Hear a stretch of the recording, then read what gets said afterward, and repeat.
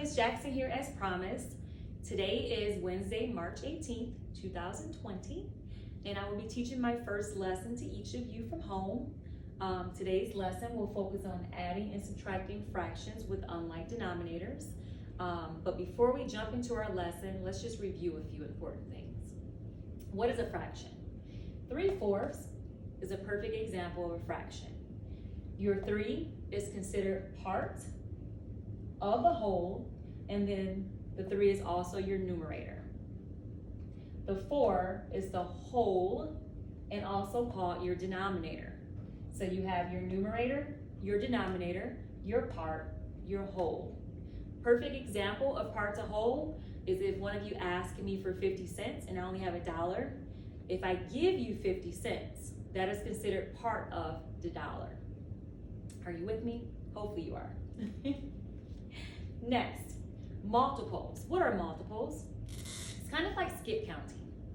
So if we would want to write down multiples of 3, we count by 3s. 3, 6, 9, 12, 15, and I'm sure each of you are saying, Miss Jackson, 18.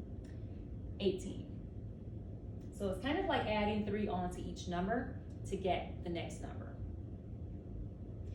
Multiples of 4, same rules apply. 4, 8, 12, 16, 20, 24.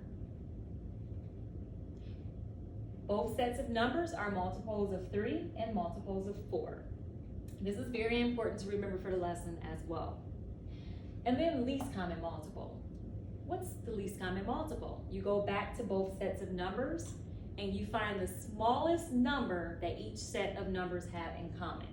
That smallest number will be considered your least common multiple. So if I look at the top and then I look at the bottom, 12 would be considered my least common multiple because it is the smallest number that is listed in both sets of numbers. So I'm going to circle 12, and then I'm going to write 12 here and circle it because that will be my reminder of what my least common multiple is. So I think you guys are ready for this lesson, so let's just get started.